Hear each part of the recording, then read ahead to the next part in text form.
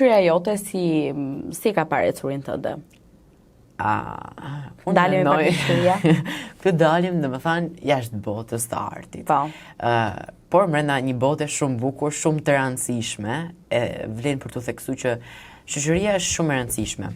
Shumë e rëndësishme sepse jashtë kamerave, jashtë skenës, jashtë publiku, duhet kesh, besoj gjithmonë dikë që të qash një hall, ti tregosh një diçka pozitive, një diçka negative, ti thush si mendon ti për këtë.